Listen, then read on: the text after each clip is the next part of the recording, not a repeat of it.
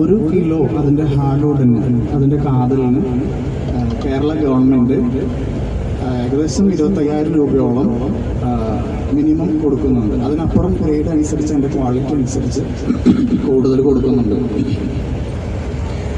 ചന്ദനത്തിൻ്റെ ഉപയോഗം എന്ന് പറഞ്ഞാൽ നമ്മൾ കോസ്മെറ്റിക്സ്, അതുപോലെ ഡ്രഗ് മാനുഫാക്ചറിങ്, അതുപോലെ ഓരോ Ayurveda therapy, medicine, drugs manufacturing, അങ്ങനെ ഒരുപാട് കാര്യങ്ങൾക്ക് ചന്ദനം യൂസ് ചെയ്യുന്നുണ്ട്.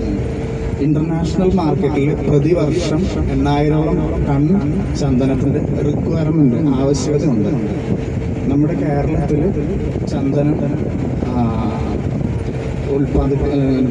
പ്രൊഡ്യൂസ് ചെയ്യുന്നത് നമ്മുടെ കേരളം, തമിഴ്നാട്, കർണാടക, ആന്ധ്രാപ്രദേശ്, ഈ 4 സംസ്ഥാനങ്ങളിലാണ്. അപ്പോൾ ഈ 4 സംസ്ഥാനങ്ങളും കൂടിയിട്ട് ഇതിൻ്റെ പ്രൊഡക്ഷൻ പെർ ഇയർ നമുക്ക് ഒരു ലെസ് ദാൻ 100 ടണ്ണോളം വരുന്നുള്ളൂ. നമുക്ക് പക്ഷേ ഇന്ത്യയിൽ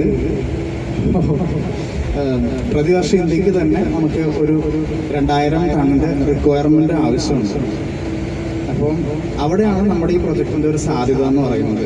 അതായത് ഒരു പൂർണ്ണ വളർച്ചയെത്തിയ ഒരു ചന്ദന മരത്തിന് 200 കിലോഗ്രാം ഭാരം ഉണ്ടായിരിക്കും. അതായത് ഒരു 20 അടി പൊക്കം, 200 കിലോഗ്രാം ഭാരമുള്ള ഒരു മരം.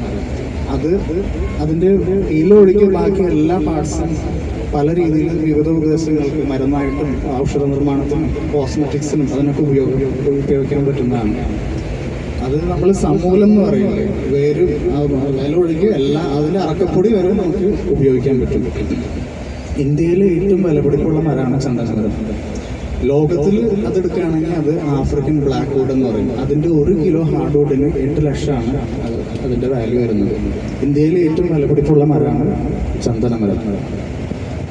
അപ്പോൾ അതിൻ്റെ പ്ലാന്റേഷൻ നമുക്ക് നമ്മുടെ കമ്പനി ചെയ്യുന്നത് എന്താണെന്ന് വെച്ചാൽ 700 പ്രോജക്റ്റുകളായിട്ട് 2 ഏക്കർ വീതമുള്ള 700 പ്രോജക്റ്റുകൾ.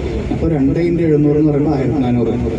ഓരോ 2 ഏക്കറിലും 5 സെന്റിന്റെ 40 പ്ലോട്ടുകൾ.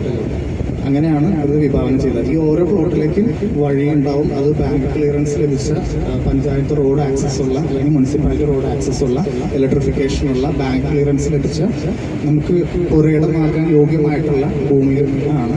അതായത് ആ ഭൂമിയെ സംബന്ധിച്ച് വേറെ നമുക്ക് ആശങ്കപ്പെടാനൊന്നുമില്ല. നമുക്ക് പ്രോപ്പറായിട്ട് ലീഗൽ ഡോക്യുമെന്റ് ആധാരം ചെയ്ത് തരുന്ന പ്രോപ്പർട്ടിയാണ്. അങ്ങനെയാണ് ഈ പ്ലാന്റേഷൻ പ്രോജക്റ്റ് എല്ലാം വിഭാവനം ചെയ്തിരിക്കുന്നത്. അപ്പോൾ ഇത് ഒരു 5 സെന്റിൽ 20 ചന്ദനമരം നടുക. അതിൻ്റെ ഒരു 10-12 വർഷത്തിനുള്ളിൽ അത് ഈ പറഞ്ഞ ടെനർ ആവാതെ മെച്യൂരിറ്റി പീരീഡ് ആവുമ്പോൾ നമുക്കത് മുറിച്ചെടുക്കും. ഇപ്പം നിയമമൊക്കെ അനുകൂലമാണ്. വനം